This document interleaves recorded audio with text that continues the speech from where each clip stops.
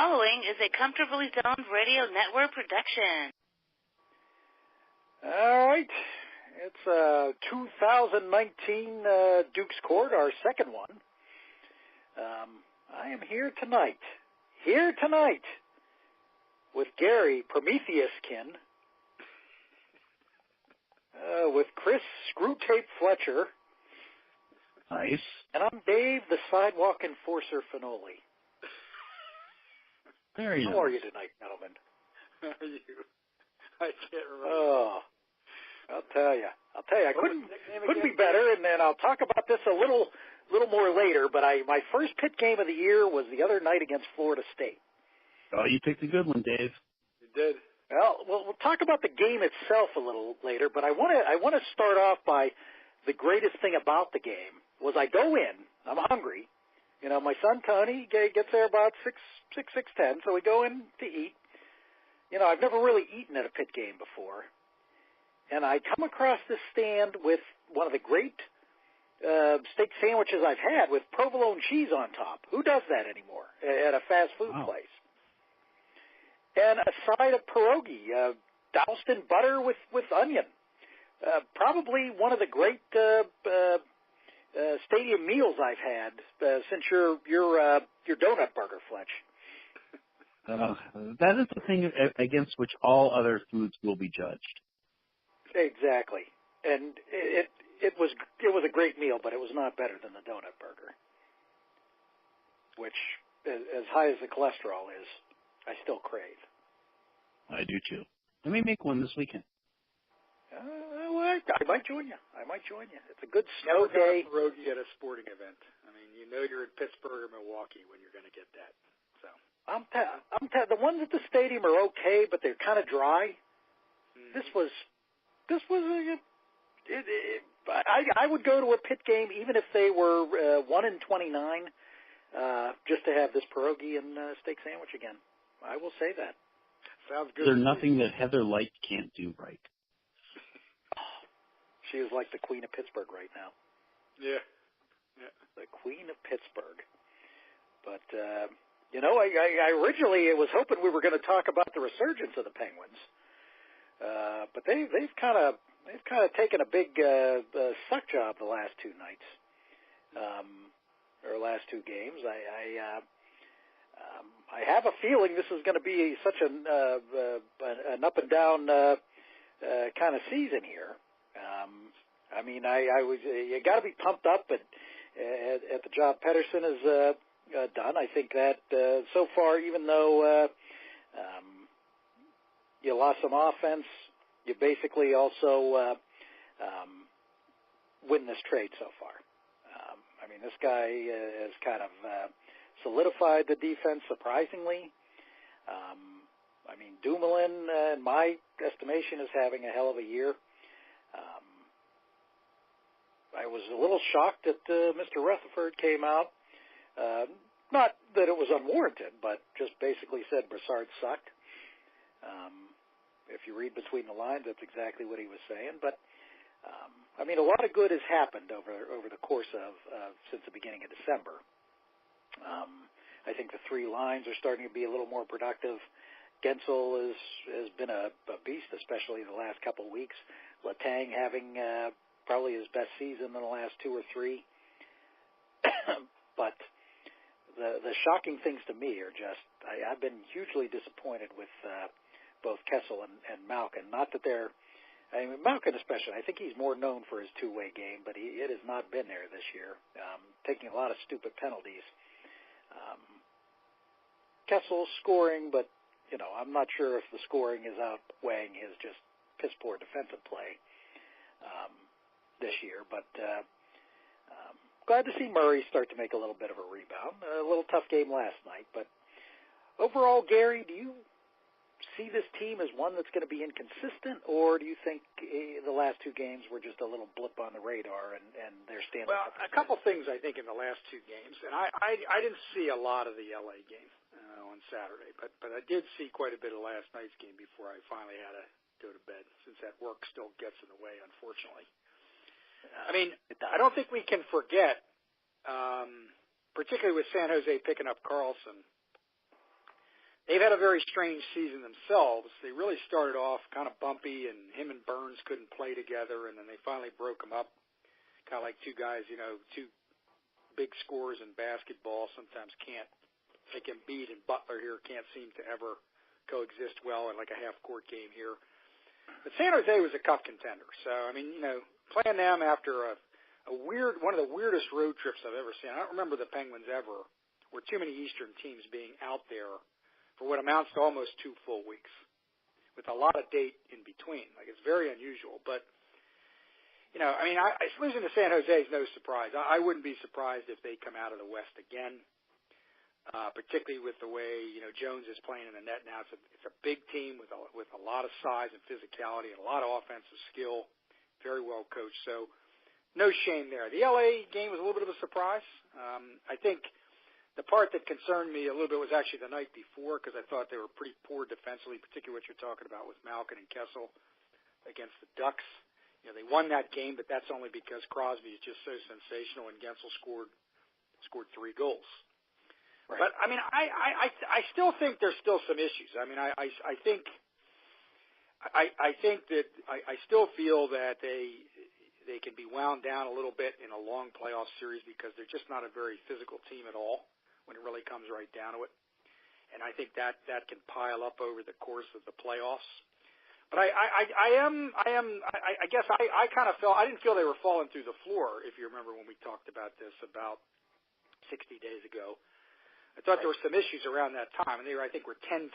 I was reading yesterday at December 1st when they lost to Philadelphia out there. And since that time, they've gone, 15-5-1 or 15-5-2 and something like that. So, I mean, I think what I am pleased is, as Chris said, I think on the last one we talked about the Penguins, or one of the previous ones, Murray seems to have righted his head. I mean, it wasn't a great game last night. Very, very good team going up against a team with a lot of offense on at least the top 3 lines, and particularly on defense with Carlson and Burns out there. He has really, he's standing up. He's playing the angles better. He's playing with a lot more confidence, and he can catch the puck for a change. And he's been doing that for a month. And, I have become comfortable watching DeSmith enough when I can get to see them. And I think that's why they signed him that 3-year deal. I think he's going to be a perfect backup if he can stay healthy and he can continue to play somewhat like this. And they play the way they've been playing in front of him defensively. So, ironically, on ESPN Plus, they talked about the teams that have good goaltending tandems, and guess who's in there now? Pittsburgh. And I kind of agree with that. So I think in terms of consistency, as long as they can do that, you can right some of the defensive mistakes they've made here over this course of these past 3 games out in the West Coast, which they did for a month and a half. I think they are a contender again. But I am still a little bit worried about the fact that, we get these hot streaks, whether it's Gensel or Rust, it's because they're playing with Crosby. Well, in the playoffs, that's not going to be as easy. Because he's going to get checked tighter. He's going to get checked tighter by bigger centers and traps and number 1 pairs all the time, which you can get him away from a little bit more in the regular season. And Dave, I'm with you. I mean, I think Malkin and Kessel have a lot of points, but boy, have they been out there giving up a lot of points too. Yeah. I mean, they're trading goal for goal most of the time. When it gets chaotic, now it's really not due to the defensive mistakes they were making, which they really have done a very good job correcting over six weeks. It's really due to the fact that Malkin's taking stupid penalties. They're gambling too much. Kessel's kind of playing a little bit like he has other times in his career. He's not back checking enough, and his wingers are beating him down the ice. He's -11. Malkin's -16. Now those statistics can be deceiving a little bit, depending on who you're playing against. But those are bad numbers. We're only 45 games into the season. Yeah, that translates into. If I'm not mistaken, I think Malkin is bottom of the team right now. Yeah, I mean, they're terrible. And then it's amazing. It's one of the weirdest years ever. Then you look at Crosby's numbers. He's +19. And it just tells you how good the man is because he's going up against every top center. They give him a different set of wingers. Every time somebody needs to get going, probably going to give him Simone or somebody next who's only got 5 or 6 goals. Right. And they put Ashton Reese with him, who I think had 1 goal. He scored 5 goals over the course of a week and a half. I mean, the guy's just incredible. I mean, I always look at the rest of the pool. I mean, I still feel, and this is maybe me personally, I think The parts that I was concerned about, though, I feel a little bit better about. A, the goal. Murray played so well over this past month, and, goaltending goes up and down like relief pitching in baseball, but he's playing a hell of a lot like he did, like Chris said a couple years ago. Stand up, positional, like you always say, too, Dave. He's been 10 times better. Take last night's game away a little bit. I don't think they played that well in front of him there. I didn't think they played that well in front of, I guess he was in there against Anaheim, too. I think defensively they're a little deeper. I mean, if Schultz comes back and he could contribute anything, they're sitting a pretty good NHL defenseman, whether it's Ricola or Alexiak or even Mata sometimes, every single night now. So if they can stay healthy, they do go about 7-8 deep. That's probably enough to get you pretty deep into the playoffs if you're not busted up by the time you get in there or in the early rounds. I do still feel that they're going to have a very tough time in a tighter checking, more physical, more intense every shift series against, I think they actually could play pretty well against Toronto, who's a team kind of like them, a lot of speed, a lot of skill, a lot of movement, not that huge physically.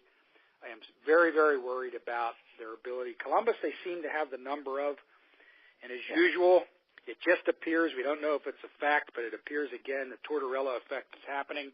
Got a goaltender who says, I don't know if I want to be here. You got other guys kind of complaining and carping a little bit to the press. Panarin saying he doesn't want to sign a contract extension. I just have a feeling the Penguins have their number anyway, and it seems like a lot of guys just want to get out of there.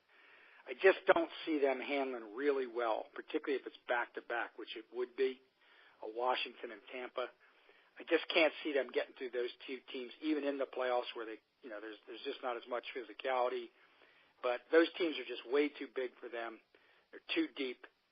Those teams' goals are pretty deep, too.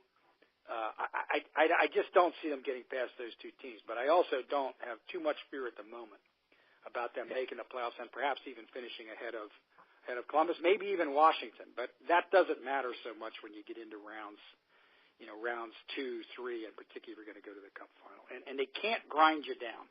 They got to outskate you. They got to play as well as they've been playing. It's not always easy to do that when you're playing, 28 games over 60 nights or something like that. So I feel pretty good. I feel better than I did earlier in the year.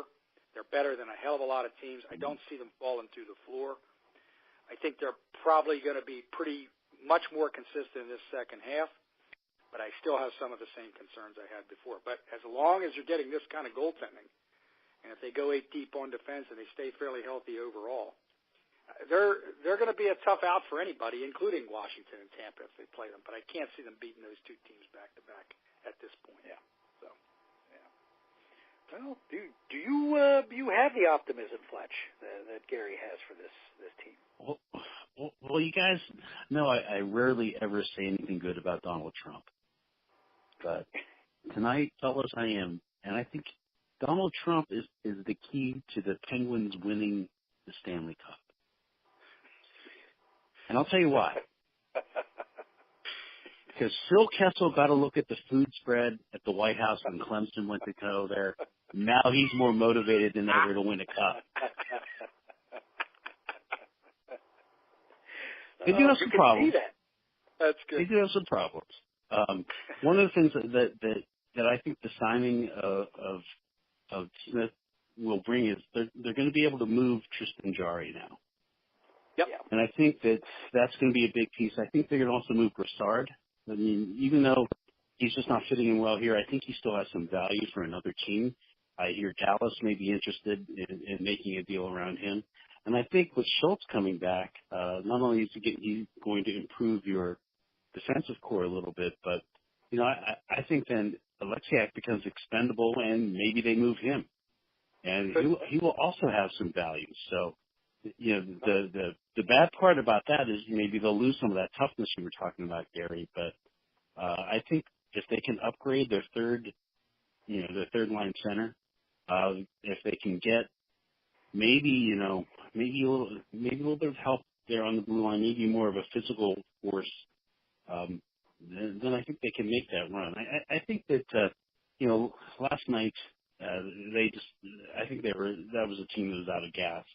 Against the Kings, they ran into a hot goaltender. I mean, Jonathan Quick pretty much stole that game from them. Yep. And, he's done that a lot throughout his career. I mean, he's number 4 all-time of American-born goalies.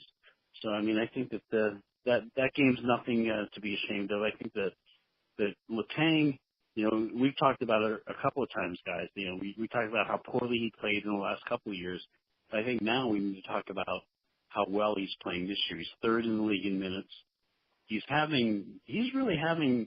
If he had a few more goals, I think that he would be in the conversation for the Norris, and deservedly so. I think he's played really well this year.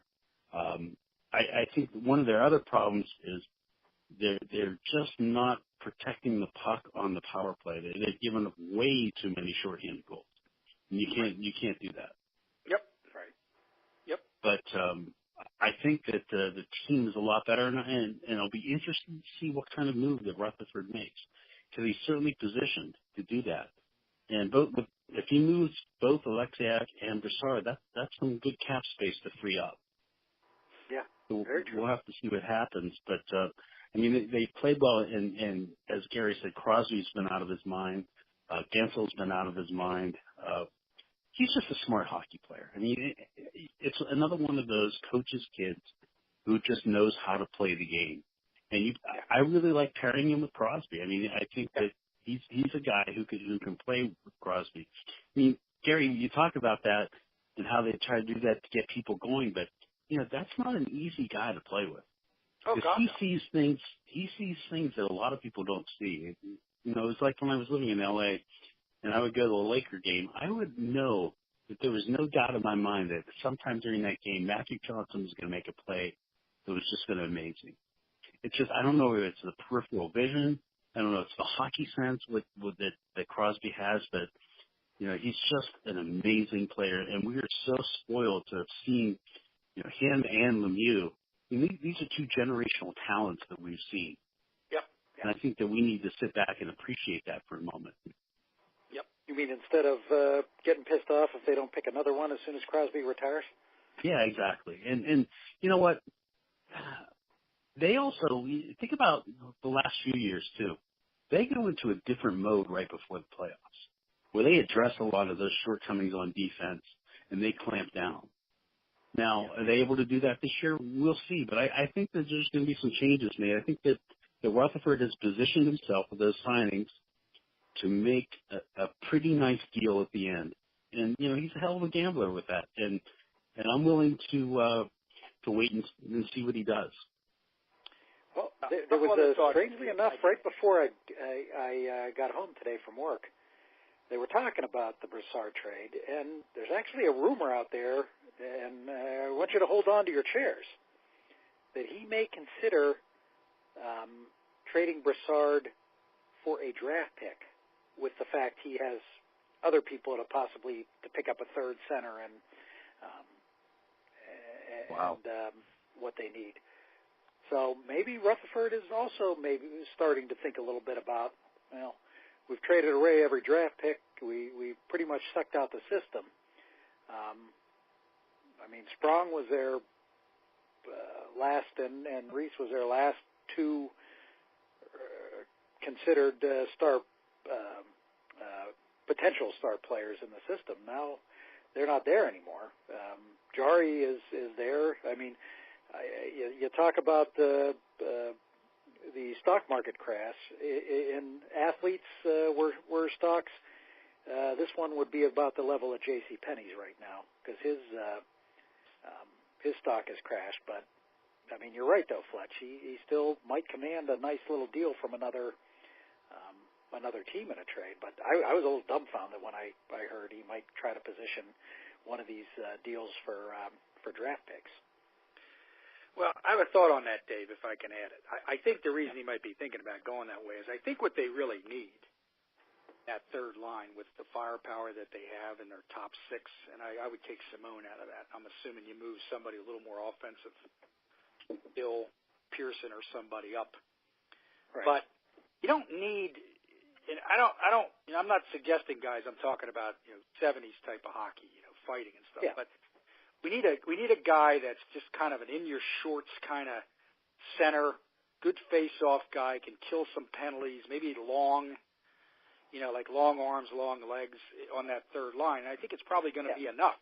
Like, I don't think we need another everybody talks about having three centers who can score. I don't know if you necessarily need that on this team. I think they're deep enough. No. With Crosby, Kessler, Malkin, Pencil. They don't really need more scoring. I think what they need is a shut-you-down kind of groups. And I think the fourth line actually does that. I think when they're playing well, whether it's Ashton Reese or somebody else, but, Sheahan and Cullen, it's hard to get through them. They're a tangle. Yeah. And I think, I think the other thing that you got to keep in mind here that really works in their favor, very weird scheduling again, not quite as weird as last year with all the backs-to-backs that Fletch pointed out. There's only 6 back-to-backs in the remaining 36 games. They only go west of the Mississippi once to Dallas. They're done with the West Coast. They're done with Western Canada. Hell, they're done with a lot of Canada, even Central Canada. So they're really not – their schedule has really, in a way, benefited. They're sitting in this nice position just a few points out of the top spots. And quite frankly, the travel is going to be really easy in the second half. So, that's a major thing, too, that I was looking at today getting prepared for this. Take a look at it. There's a lot of games in very close proximities, a lot in the east, kind of in the upper northeast. There's not heavy travel. The hard trips are over. The long trips are over. That's a big thing, when you're trying to get your gas back. Yeah. And, as far as age, I agree that Brassard is, probably should go for something. There's some youth on this team, though. People talk about it's an old team. I'm not really sure I buy that. I think compared to some other, they're certainly not the youngest team in the league, but they're not over the hill either. What's Gensel, 23? Russ, 25? Simone probably 25. Dumoulin's probably only late 20s. This isn't a team that's, ancient either. The stars are aging a little bit, but Crosby's better now than he was at 26. So I'm not as bothered by that either. The way the game's played today, you don't get ground down as hard as you used to over the regular season or even the playoffs. So I think they could get some youth in there, and they did give away all the draft picks. But I don't think they're as ancient as people think they are either. There's some teams that are actually probably older, including Tampa and Vegas and Washington. And I'm sure if we looked at it, they're either older or near older. So, but that travel in the second half could be a big boon. That could be a very big boon to them as they race down the stretch here. Fletcher's right. You have a tendency to really pick it up come March the 10th, 12th, something like that. There's been a pretty good track record of that over an extended period of time here. So. And as you guys have both said on several occasions, it's not where you're playing now; it's where you're playing at the end of the regular season. Yep. So in the day, home ice advantage was seemingly a lot more important than it is now. Mm-hmm. I hope you're right. It is nice seeing him play better. It is nice seeing Murray be more of a contributor because DeSmith has been a nice surprise, but in my estimation, he's played a little over his head. And if you had to depend on a guy like that for long stretches of time, you're not gonna be there in the end. I agree. He made me comfortable that if you needed him to go in for a couple games here and there, he's going to give you a pretty good job. I got comfortable with that over the course of his first 4 months. I was skeptical as hell, but I've gotten comfortable. He's played very well at times, much better than I thought he would. I think this is true team game. But he saved their ass a number of times when they really weren't playing that well defensively with big stops and stops at key times. So, the coaching staff on the organization Rutherford gets a lot of credit and should, and he's positioned him pretty well here too, as Fletch said, with having the ability to move some of these guys and cut some cap space. But the coaching staff, that goaltending coaches out there and stuff like that, some guys don't recover as quickly as Murray did from all the things that were obviously wrong in his head and everything else, or even DeSmith improvement from when he first came up. Coaching staff there never gets enough credit either. It never did. It doesn't. It never seems to, and it ought to. A lot of organizations would not have rebounded from all the things that they were bouncing around with in late November and early December. And here they are again. And it's funny, if you watch some of the NHL network and stuff, a lot of other people are saying that nationally too. So it'll hopefully they'll get through a couple rounds there. I think one of the last projections I saw on ESPN had them in the Eastern Final against Tampa before going out. But you never know. You get that far, anything can happen. Anything can happen. That's right. Certainly a team That's right. that knows how to win a title. But did you know, gentlemen, 40 years ago, when we're 16, 17, 18-year-old young pups, we had no idea what a city of champions was at this point in time 40 years ago. We didn't know that the U.S. was capable of beating the Russians and winning a gold medal a year later. This was the beginning of, as a sports fan, and a Pittsburgh sports fan especially, but this was the beginning of just a year that in my mind can never be matched, with the two championships followed alongside a gold medal performance by the U.S. hockey team, all in a matter of a couple months. But as we get into, we're going to do this a few times throughout the year, just to remember what a special year it was.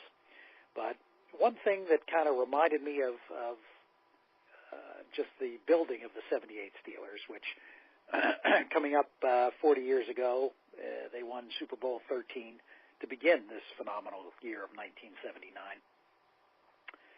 And the way the team is now, the bitching, the controversy, the thing that makes me laugh the most, this never would have happened under Cowher and Knoll.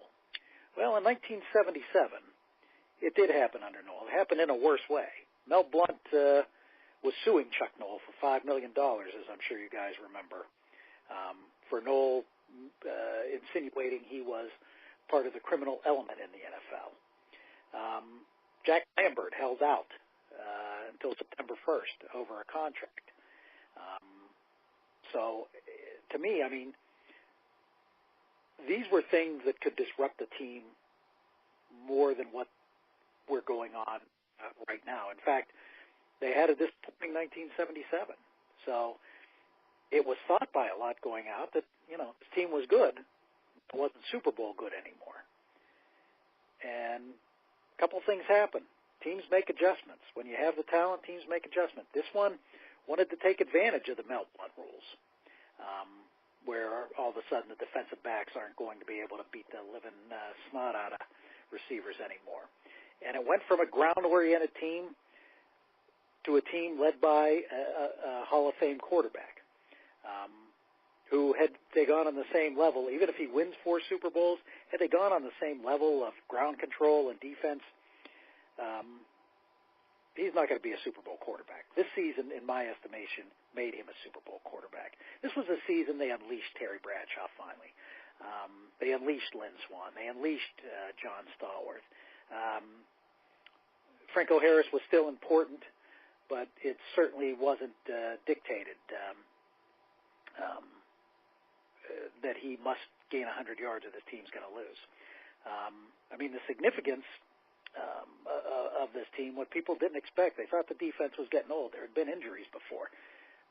This turned into one of the great defenses of all time. In my estimation, as 75 and 76 are considered the 2 best defensive seasons in Pittsburgh Steeler history, along with 2008.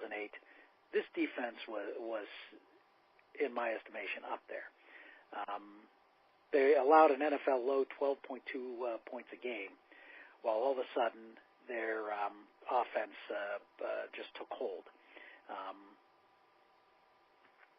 They ended up ripping through the playoffs, and I mean, yes, the Super Bowl was 35-31, but that wasn't until the Cowboys scored. They had no chance. They were down 35-17, scored 2 late, very late touchdowns, but really you never thought they were in that game. They just blew through the playoffs. Bradshaw threw for a career high, 28 touchdowns. 10 Steelers were in the Super Bowl. Ham, Swann, Webster, Blount, all pros. Blount, if I'm not mistaken, it was either Blount or Lambert were the NFL Defensive Player of the Year. To me, this was the one team, the one Pittsburgh team out of all that you can't discuss the greatest team in the league without discussing the 78 Steelers. They were always going to be in that conversation. They were dominant on both sides of the ball. Best offense and the best defense. Outscored the opponents 102-46. And again, 14 of those points in the Super Bowl were so late in the game that it was ridiculous. So, I mean, really, it's even worse than that. You beat the living tar out of Houston Oilers team, which thought, I know it was an icy day, but, they thought they were the equal of the Steelers. And if I'm not mistaken, I think it was it 17 points in the last minute of the first half, Fletch? Yes, that they right. scored? Yep. I mean, it just, to me, we couldn't have figured out that the Pirates were going to win a World Series coming up. And again, nobody knew who the hell the players on the Olympic team were, much less. And I include that in there because that was a win for everybody, a win for Pittsburgh, a win for every city. Everyone can celebrate that in the country, but to me, this was the perfect way to start out what I consider still the 79, the January of 79 through February of 1980, the greatest 13 months a sports fan could ever imagine. We ended up having great. The Penguins played nicely, had a good season, and the Dukes and Pitt were still very much competitive. Pitt football was coming off their first 11-1 of 3 consecutive 11-1 seasons. It was just a phenomenal. Every team succeeded that year. But out of that, to me, this was the best team of that group. I mean, Fletch, what were some of your thoughts of the 78 Steelers? Well, I still maintain it's the greatest team ever for a lot of the reasons that you said. I mean, here's the other thing. This is the first year that the NFL expanded to 16 games. The Steelers finished 14-2. They had the best record in football. Their 2 losses came against the 2 teams that were in their conference finals. So they lost to the Rams and they lost to the Oilers. Now, they would go and they would avenge that Oilers loss in a big way. They forced 9 turnovers in that game. That was crazy. But where the thing about this team was its balance. And you talk about the defense, and first half of the season, 18 turnovers. Through 9 games, that's pretty good. Yeah. But in the final 8 games, they had 30 turnovers. Think about that. Wow, that's just unbelievable. That's defense. Yeah. And it was a team of balance. But they talk about how Bradshaw, they opened up Bradshaw and everything. The man threw for 2,900 yards. I mean, it wasn't like it was this great offensive explosion. It was balance. Is really what it was. They couldn't load the box anymore to try to stop Franco, because if they did that, he was going to burn them. And this was a team. You mentioned all the Pro Bowl and all pro things. Here's the thing to think about, guys. So you think back to the 1974 draft, the greatest draft in NFL history, bar none. Professional these sports. guys they have 4 years of service going into their 4th year there. That's when they're in their football prime. Yeah. So this was a great team at its best. So I think that was the other thing, and the way they just went through the playoffs too. I mean, they crushed Denver. It was 33-10. They had twice the amount of total yardage that Denver did. That game was never. That wasn't even close after the kickoff. And then that 34-5 drubbing in the rain of that Oilers team, and I still remember going into that game. I was a little concerned. Yeah. Thought, oh boy, yeah. this is a team that could be dangerous, and that certainly wasn't the case. But you talk about the offense. I mean, Stallworth, he had a career high in receiving yards. You know how many yards he had? He had under 800 yards, and it's just amazing how the game has changed so much. And that was at the beginning of, as you mentioned, the Mel Blount rule. And this was a team that had come off 2 somewhat disappointing seasons. I mean, 76, we've talked about that team before that, they had that awful start, the injury to Bradshaw, and then the defense just clamped down on everyone. And, they're up big on Baltimore, and I still don't understand how you can get both of your running backs injured in a game. But that happened, and they lost to the Raiders. And that Raiders team was, that team deserves to be in the same conversation with the Steelers as, one of the greatest teams of all time. Sure. And then 77, it was that year was just a mess. I think it was the year they lost to Denver in the playoffs, I believe. It was a team that was in shambles. And so, as you said, Dave, going into the season, there was a lot of uncertainty. But that team, that 78 team, is the gold standard, the black and gold standard, one might say. Absolutely. And it could be the team that solidified Chuck Noll's place in history, how he brought it around after 77. Because that's a lot of stretch. That's arguably your two best defensive players at that time, because Green had a lot of injuries by that point.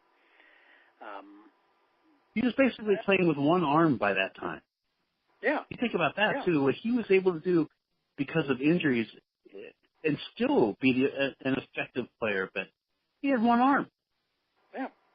Yeah. No, he was pretty well gone. I mean, and your top two defensive players are suing the coach and sitting out on him. And he as you said about what Tomlin needs to look forward to do next year is what Chuck Noll did in 1978.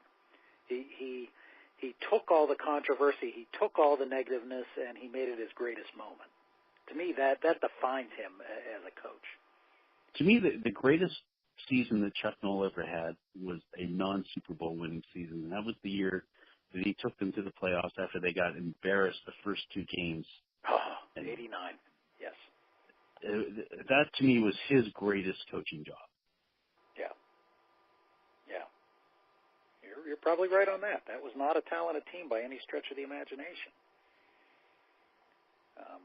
Was it 95 to nothing. No, they got shut out those first two games.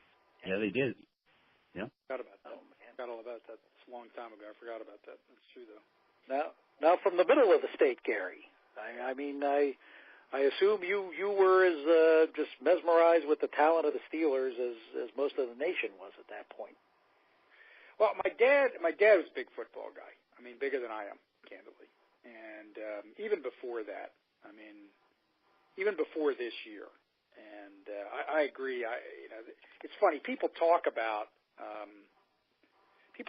that whole era of the Steelers, but not a lot of people say this was the best team ever. But when you really look at it, for all of the reasons you guys have outlined, it expanded the schedule to 16 games. It changed the rules.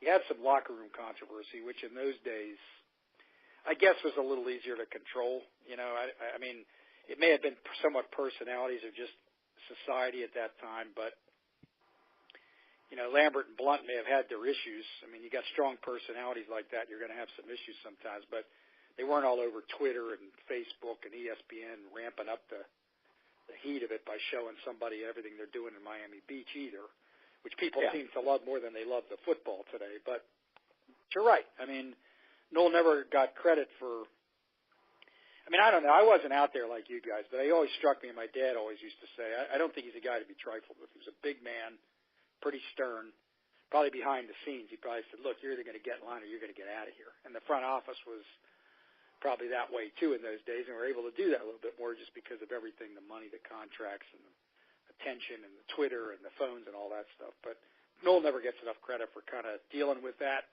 get those guys in line. They probably didn't have as many options as they do today financially or free agency and stuff, but that deserves a lot of credit. They ripped off 7 straight to start the season. They never gave up more than 24 points in a game.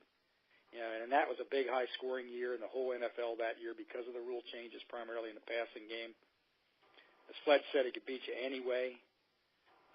On offense, if you wanted to grind it out, they could do that with the running backs they had, and they could beat you with skill on the outside. They had pretty good receiving tight ends, too. Offensive line never gets the credit on these teams because they don't have as many Hall of Famers as the defense did. Right. But a very, very good offensive line anchored by Webster and even some of those other guys that were there at the time. You know, I think wasn't Kolb still there then? I mean, they had a very good offensive line too.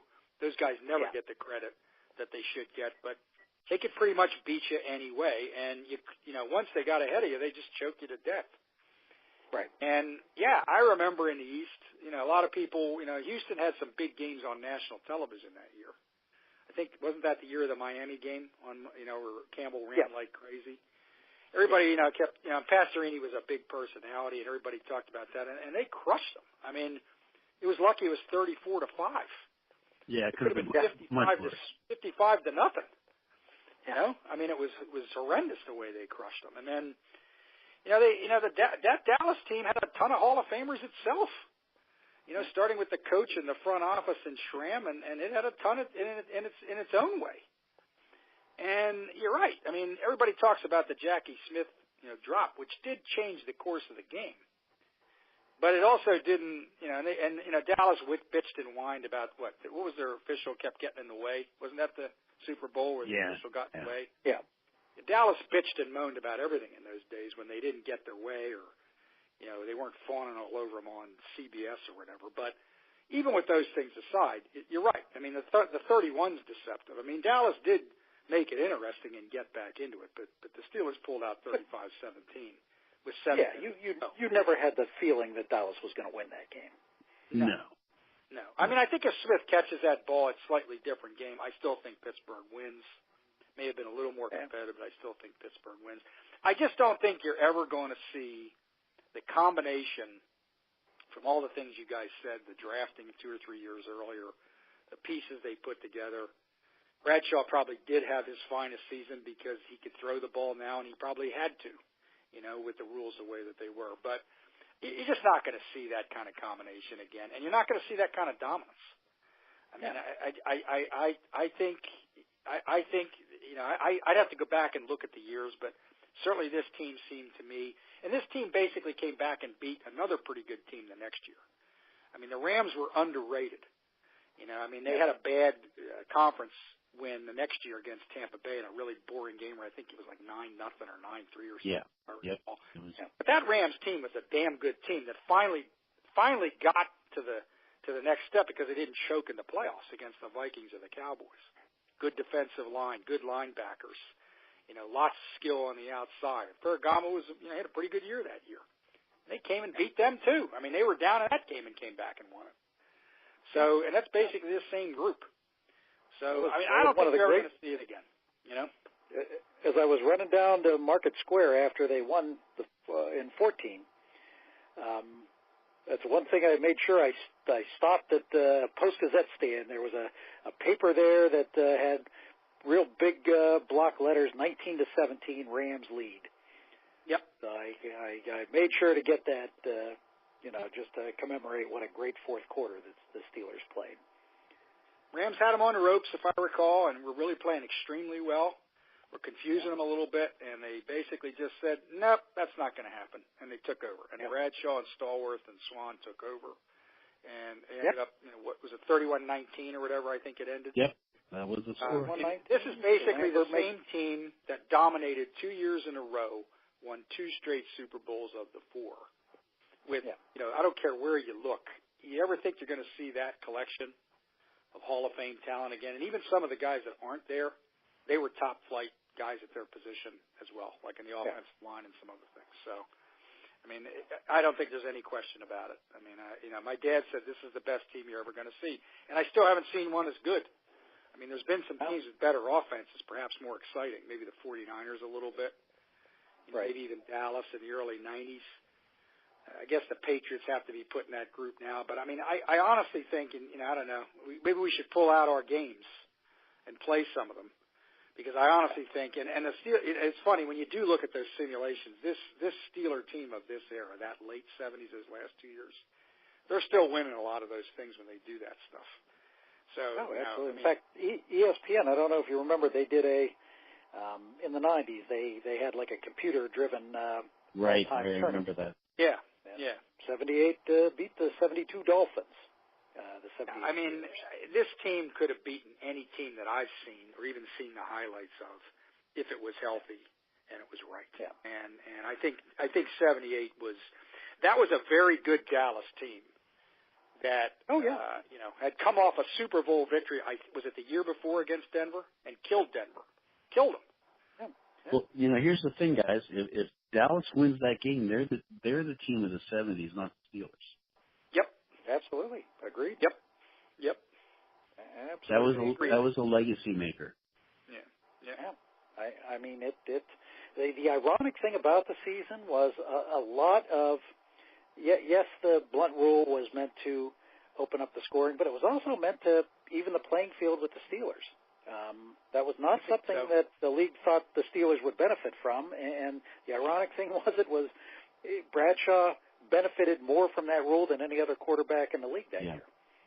And that's where the coaching staff and the front office in those days also probably doesn't get enough credit. Noel took his criticisms at times after that by the time I got out there and was living out there when I knew you guys in school. And then I was living there for years after. He took plenty of criticism, and even before Coward came in. But he never got enough credit for, during some of the rules adjustments, and particularly that big year with the rules adjustments, they used it it actually worked to their advantage, and you got to give the coaching staff and the players and the front office a ton of credit for that.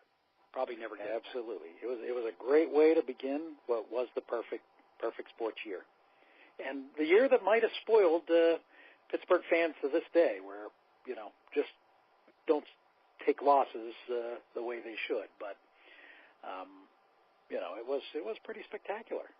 There's been some pretty good other eras out there, Dave, when you think about it. Like I think about that. Here you got the sixth biggest city in the country. And they're making a big fuss about the fact that the team went 9-7 and played well morally against the Saints. Well, I'm not really sure you should be doing that in professional sports. I mean, they won last year. A lot of things went their way, deserve credit. And they kind of rebounded a little bit, but they still finished 9-7, and they're gone. Yeah.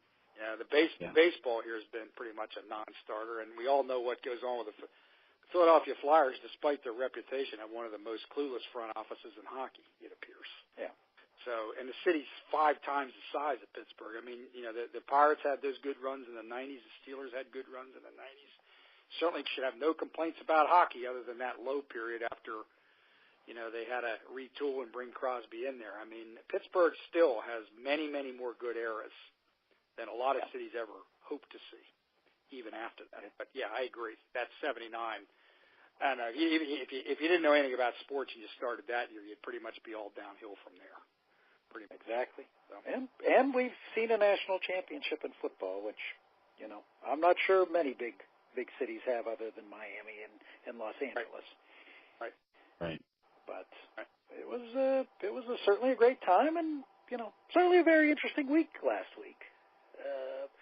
Gary, what would you choose as your big event - game of the week?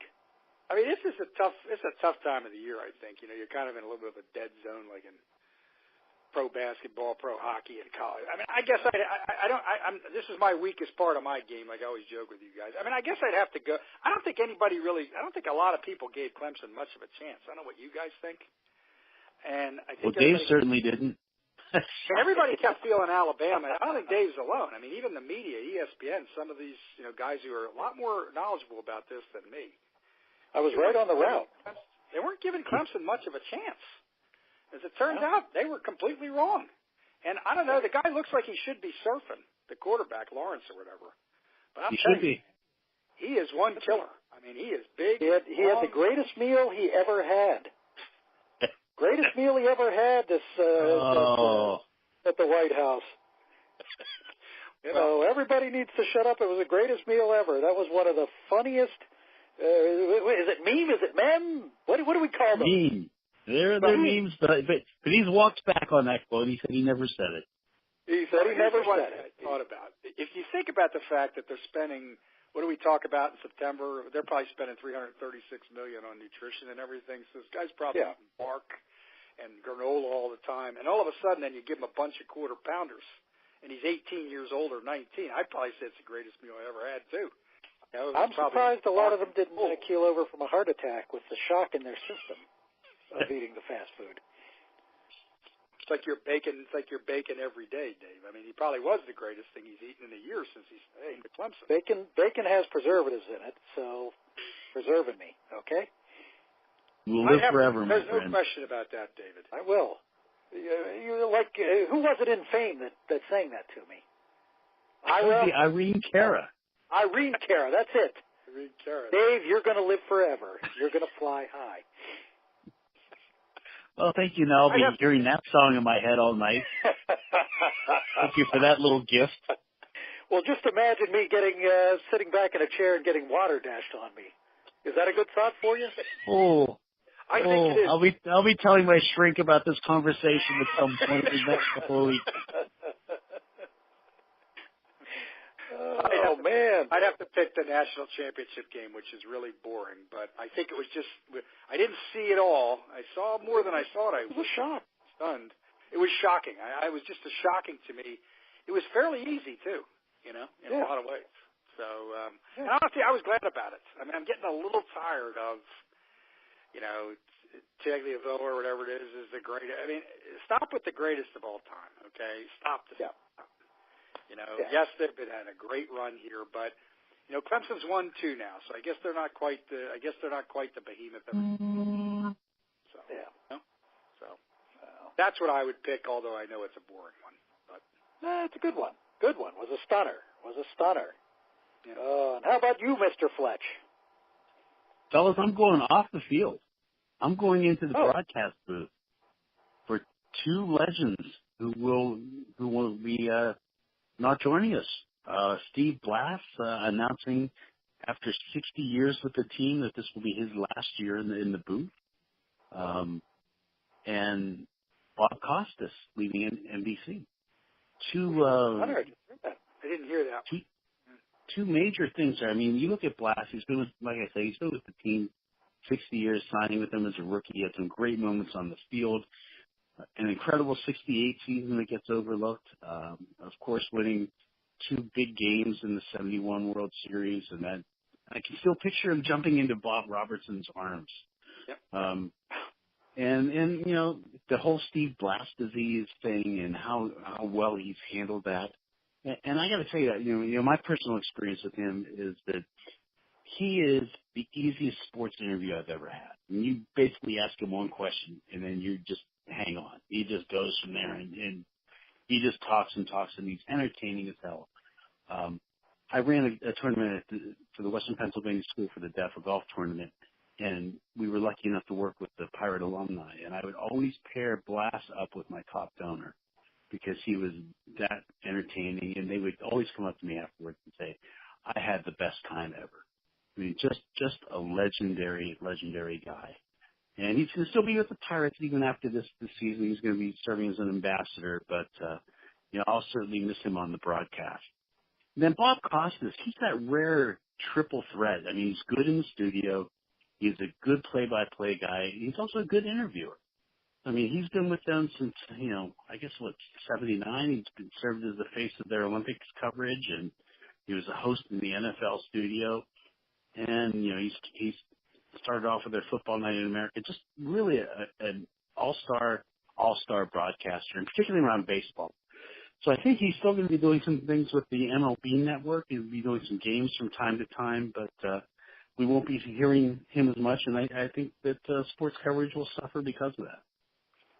I would agree with you. I think he's going to carry the same. I heard the same broadcast load in with MLB, but there's a rumor he's wanting to start like a David Letterman type of interview program, which I think he'll be interesting as hell at. Well, there'll be ABA stories. We know that. There will be Marvin Barnes stories, which I would listen to. Yeah, that is classic. Yeah. But I didn't hear you that. had mentioned talking Steve Blass as far as a great interview. I'll never forget when I had interviewed him. One thing he had said, I was, just he had given me a lot of stuff. I just kind of threw at the end there, thinking I'd get a quick generic answer. What was it like to be on the mound at the end of the 71 series? So he doesn't take me to that. He takes me to the 7th inning of the game. He said, Dave, I was on the mound, and I turned around, and I I just wanted to take it all in because I thought I might never be here again. There's a good chance I'm never going to be in a Game 7, winner-take-all kind of series where I'm the guy on the mound and I could be the guy at the end. So I just took a couple minutes, turned around, I wanted to take the vision in. I wanted to take everything in. And then I turned around and I got on with it. But I didn't want to let that moment pass by where I didn't take everything in that I was experiencing. And you just don't hear that from not only athletes, you don't hear that from people. Somebody that understands the depth of the moment they're in. Well, it's funny. He told me the same exact story. And the other thing he told me about is that he had been practicing that jump into Bob Robertson's arms since he was 7 years old playing Little League. Oh, man. And he did it well. He was no Jackie Hernandez, who at one count had 38 jumps that nobody would hug him. The guy just strangely was jumping by himself as they were exiting the field. And I counted once that I believe he had 38 jumps before somebody acknowledged him. I felt bad for Jackie Hernandez at that point. Well, he was no Gene Alley. That was the thing. Had it been Gene Alley out there, they would have hugged him. They would have hugged him. But yeah, you're right, though. Those are. I mean, I look forward to hopefully Costas with an interview show. I kind of got the feeling NBC kept trying to push him out, which I think is stupid. There is no better guy right now. Listen, Mike Tirico is no Bob Costas. Let's just get that out on the table. Doesn't even scratch the surface of Costas. Costas has a depth of knowledge and is interesting as hell. He's a rarity that you're just not seeing in sports anymore. But the other thing with Costas too is I think that he's been quite critical of the NFL, and I think that was the reason they wanted him out. Yeah, I think that's exactly right. There was talk about that. That's what I was going to say. Yeah. Yep. He has been. One other thought on Blast too, guys. Being in the East here, I mean, when he was a broadcaster, sometimes the Phillies would switch off on their broadcast, and I got to go to a couple games where it was in some of the people from the different organization press box there. One thing about Blast I always felt was a real good thing too is he was a huge advocate for Pittsburgh. I think was he from Connecticut or Massachusetts or something? Yeah, Connecticut. Yep. Right. I mean, outwardly, publicly, no matter where he was when he was back here, when I heard him talk about other stuff, he would talk and extol all the good things about Pittsburgh that if you haven't been there, you just don't understand. And that's another thing I think he deserves some credit for as he goes on here. I mean, he represented the Pittsburgh Pirates. Yeah, people knew his story or followed baseball. But he was a big advocate for the city, the way it is, the people there, and everything else. And I don't think he ever really got much credit for that. I'm not sure he got out there, and I certainly know he got it back here. He would say, I'm Pittsburgh through and through now. And Pittsburgh's the greatest place in the world to live if you haven't been there. You don't know what I'm talking about. And stuff like that. And he wasn't even from there. He grew up there in front of everybody in that World Series and everything, but he wasn't even from there. But just think about a guy whose career takes it just falls off a cliff. And the fact is, the way he handled it was just amazing.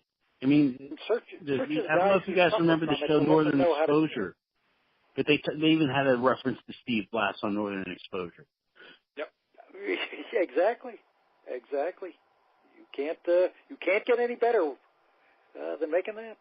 That and Rolling Rock beer, two things Northern Exposure promoted. I think Stoney's was on their wall once, but no, he's you're right. I mean, the guy, and to me, get pissed when people criticize him now because he is still the most interesting color guy.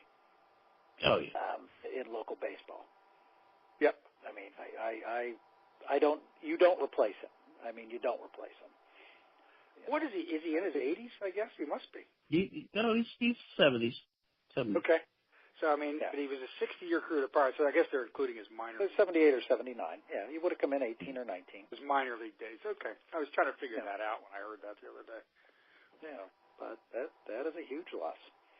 But my big event of the week, of course, besides the food, was seeing the resurrection of Pitt Basketball. Unbelievable, isn't it? Great night it was. The students, I went to quite a few games the last couple of years. As when tickets are like $3 a pop on StubHub, you want to take advantage. And every time we would be, because, I'm cheap ass and I usually get my upper deck tickets. So they would take us from the upper deck and they would put us right in the zoo because they didn't want to be embarrassed on national TV. Yep. There were probably as many Duquesne students in the student section as Pitt students in the zoo, which is an embarrassment. And the program was dead. There was no life in it. Jeff Capel has, as much as I love what Dan Broad has done to Duquesne basketball, this guy has breathed life into a program that was dead in a matter of months. Mm-hmm. Xavier Johnson and Trey McGowan as freshmen are going to be superstars, absolute superstars. Malik Ellison just looks like he's a guy, a 6'6" guard that kind of has a hybrid guard forward. In fact, I was saying my son Tony bought me a 3-game plan for my birthday, and of course, him not being the cheap ass his father is, got us nice tickets in the corner down below. And I was saying to him, I thought Ellison was a forward. He said, Dad, look at the roster. I looked down, there are like 9 guards and 3 forwards on the roster. Yeah. This guy has just the depth of what he has. Tony is going to be a solid player, and just starting out. Davis looks like he's going to be solid. Terrell Brown is the only legitimate big man at 6'10". Here's a team that gave up 10 consecutive possessions of offensive rebounds against NC State, yet they keep the game within 2 points against the 15th rated team in the nation. But the difference with this is they just played aggressively going inside, and they got themselves to the line where they shot over 80%. And the team doesn't quit. The team challenges every ball defensively. You looked at that team. You look at a front court of 7'4", 6'11", and 6'10" that Florida State had, and I didn't understand how the hell Pitt was winning. But they were winning because they challenged every play. And Capel has his team believing they can do things that nobody else did. There's nobody on the ball, a top 75 recruit on there. On the ball. On the ball. Exactly. They're within a center of being a top 10 team right now. They need one more big man that can handle the middle, and this team is going to be capable of doing things that not only Dixon's team could do, but going beyond. I truly believe that that's where this program is headed. It's been a long time. It has been a long time. But there's certainly nothing easy when you get the ball over the half-court line and they're defending against you. And on the inside, they go after every single loose ball rebound. I couldn't agree with you more, Dave. It's a bust-your-butt 40 minutes, anybody in there. And they had Florida State withering. You could see them withering at times that night. And I don't think it's the last. I think there's probably a couple more games this year they're going to pull an upset like that. So, and they didn't storm the court. I was ready. I was on my way. I thought you might, Dave. I thought I might see you out there, and I would recognize you probably with your expos. Yeah, I would have been the one with the half-an-inch vertical jump as I was jumping up and down. Yeah, you would have been Jackie Hernandezing out there. I'd have gone 38 times and stopped. 38 times exactly. Not 37, not 39. No. 38. 38 exactly. 38. It was a great night for Pitt basketball, and I agree. It's an amazing job. It just kind of shows you a couple players in basketball can do it, and the coaching staff and the preparation can really change things. And basketball faster than any other sport, really. It truly is, really. So absolutely. Hope it keeps going. When you win out there, I've told people back, it's not really a basketball town. I said, maybe, that's true, but when you win, it is. It becomes when one. Pitt and Duquesne are playing well. Now, Duquesne's still got some issues, but in terms of attendance, and where are the progress? Where are the students? I can't figure out where they are there. I know it's still probably a pretty good commuter school, but there's nobody there. There's quite a bit of non-students there this year, but when you win out there, there is attention, and there's pretty good attention. And that's not really perceived that way outside of Pittsburgh, but that is the reality. And I think Pitt in the conference they're in, too, you got some big-time programs coming through. Well, I I will make an unscheduled prediction here that if they come within 10 points of Duke next week, that arena will be 90% sold out the rest of the season. I think it's a good point. I think if Good call. they're competitive against them. I agree with you, Dave. I agree. Good call. Yep. Oh, man. Well, what's your prediction, Gare?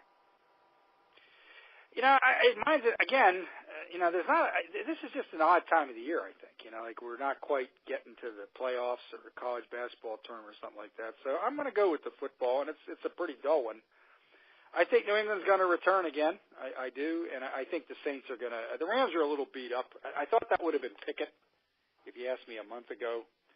I just think the Saints, they kind of started really sluggish on Sunday. The part that I saw looked a little flat. But then they just completely dominated the clock against a team that was playing pretty well. I think they get past the Rams. I think we're going to see a Saints-Patriots Super Bowl. That's the best I can come up with this weekend, or this week if we do this next week. So, all right, Fletchman, what do you got in the book? I'm going completely opposite of Gary. I'm taking the home teams on both. Wow, interesting. Oh, we'll have to communicate that, Dave Fletcher, if we're both watching it. I think the Chiefs, the Patriots just they've not won on the road except for that one unmentionable game in Pittsburgh to get them to a Super Bowl. I mean, they tend for them to go to the bowl, they tend to have to win it at home. And Kansas City that's a tough place to play. They look pretty formidable. And the other one, I think that the Rams are going to get a big lead, and then they're just going to hold off the Saints. Because it's exactly what Gary said. I mean, the Saints started off kind of sluggish that game, and really against a better team would have put them away. And Philadelphia just couldn't do it. And that the thing that really turned that game was that 11-minute soul-sucking drive that they came out with. That was it. That was one of the great. That was clutch. Yeah. Yeah, just say, Fletch, I'm not the football guy you guys are, but I just have watched Andy Reid when he was here. You make a good point, though, Gary. You really do. Got that big, goofy plastic thing, and they got everything scripted, how many times when they're going to call timeout and everything else, but he can never manage the clock. And I just think with Brady and Belichick and those guys, love them or hate them, they're always good in big games. You're right about the home, but I just have a feeling he's going to butcher it again somehow. He's going to get too. He's one of those coaches when we talk about coaches outthinking themselves. He's the guilty. Yeah, he will do that.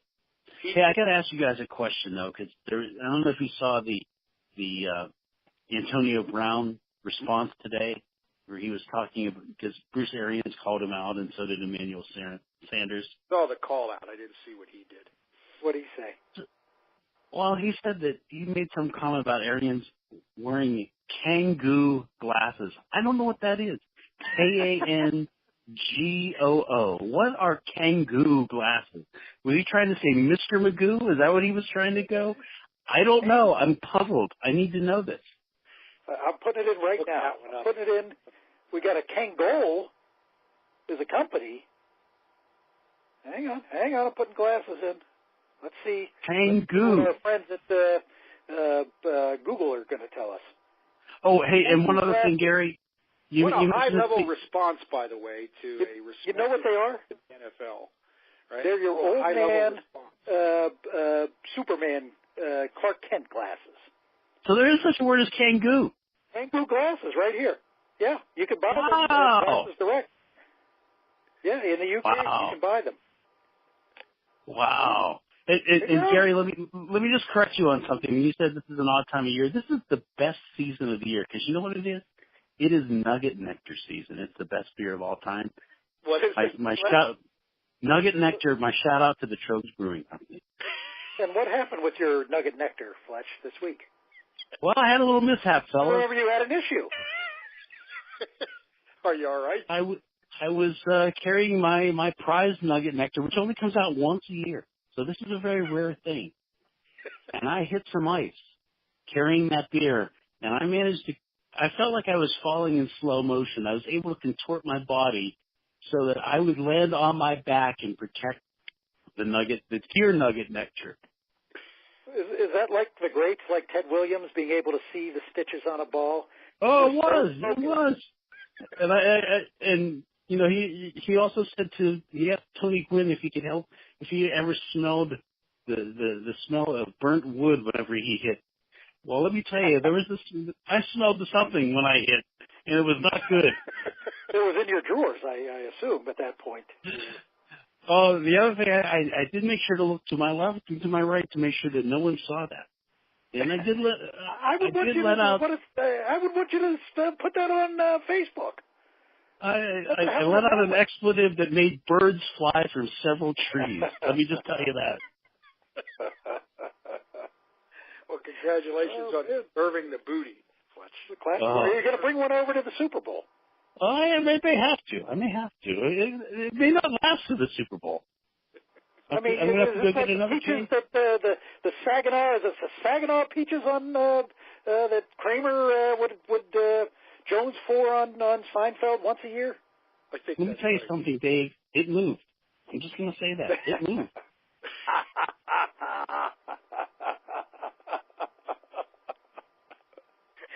Oh, man.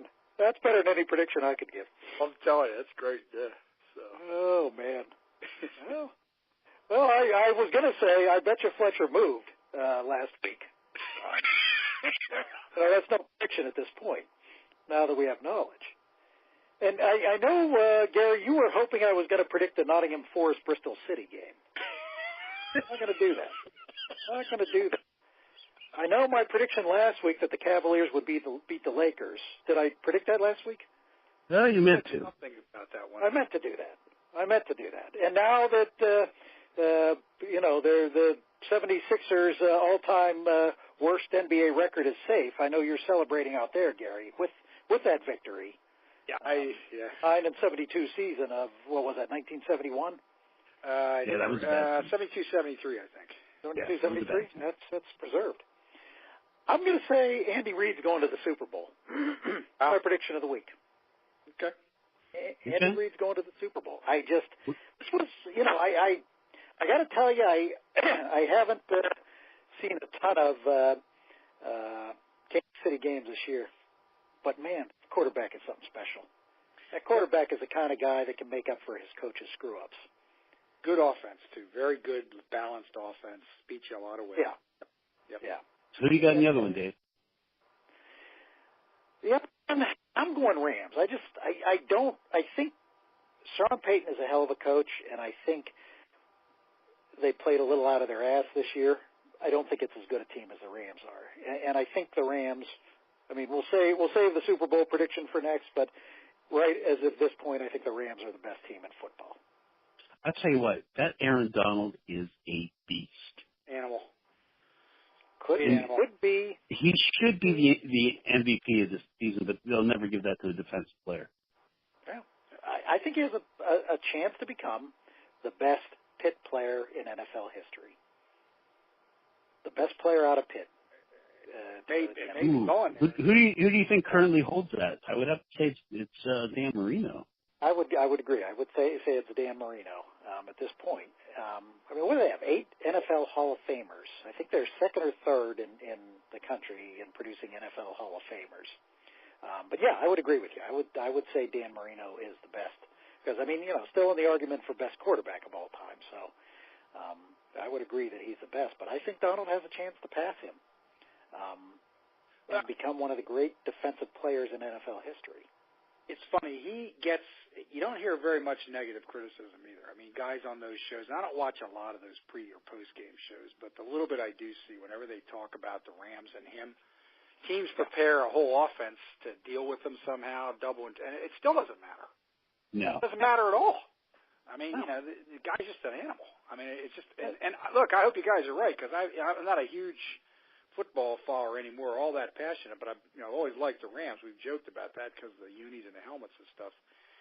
They just kind of, the only reason I'm not picking them, it's not because of emotion, they've kind of bumped along here a little bit too. They have. You're right.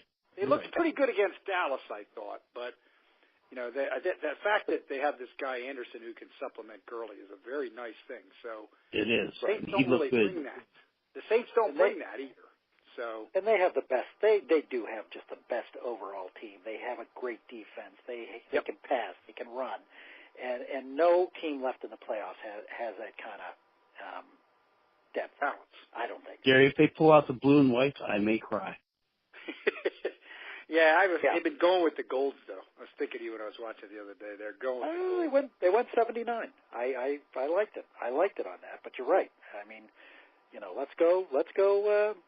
You know what would warm my heart too is they invite Roman Gabriel to come out and do the coin toss. Oh, that'd be classic. Yeah, it would be actually. That'd be classic. It'd be even more classic if they'd invite Merlin Olsen out there. Oh, that'd be a hell of a thing. They might have to settle for Phil. I think Phil's still alive, isn't he? Phil is still alive. Yes. Phil is still alive, but they're all dead now, alive, right? or Jody Heatherton, or Pearson Forson is dead, isn't it? Who is? Deacon's gone, isn't he? Yeah. Deacon, they're all gone. Yeah, Lundy's gone. Olsen's gone. Rosie's still around. Rosie is still around, isn't he? Yeah, but Rosie's not been the same since he was unable to prevent the death of Robert Kennedy. That's true. See, I thought you were going to go Jackson Brown on me. No. Hey, Rosie, you're all right. You wear my ring. Oh, I love that Rams team growing up. Yeah, they were team. They were fun. I got to meet Roman Gabriel at a Horns in 1971 when they were in to play the Steelers, and it was I was goosebumping. That was the Steelers and the Rams. That's what I live for. I love that team. Yeah. Jack Snow, Jack Youngblood, Willie Ellison, Fred Dreyer, Jim Birtles. Oh my God, I'm tearing up. I'm tearing up. Oh, the Fine. boy. They were good. Jim Birtles. Great. They were great. Jim Birtles was great. Absolutely. But they couldn't get by that 49ers John Brody team.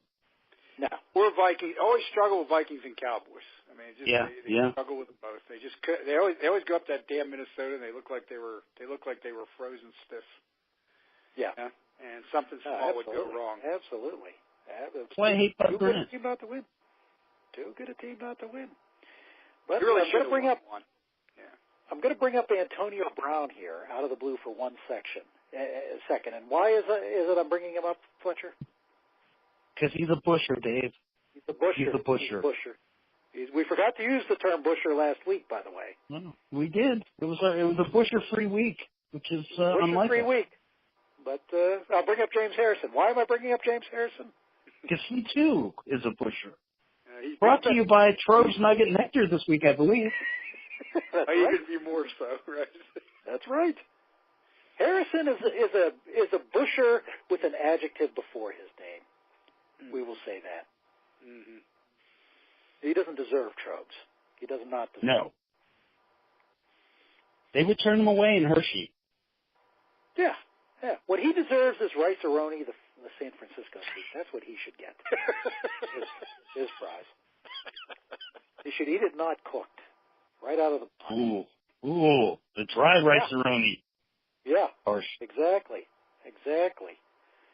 Oh man. Well, gentlemen, we should get these guys a buzzer like they put on Cliff Clavin at Cheers.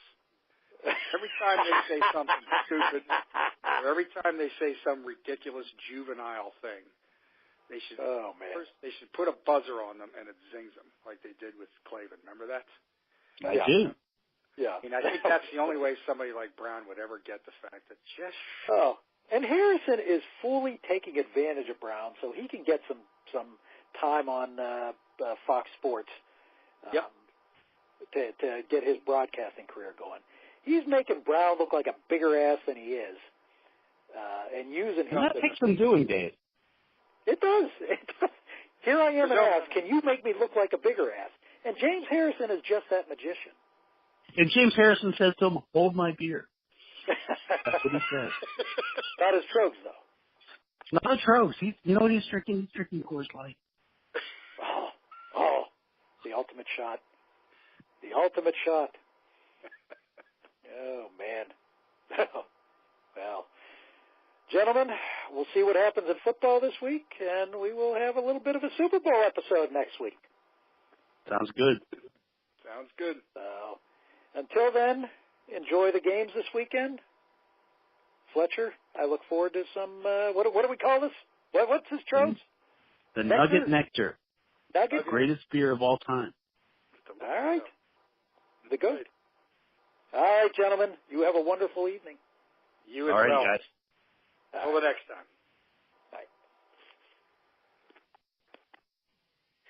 The proceeding was a Comfortably Zoned Radio Network production. Thank you for listening.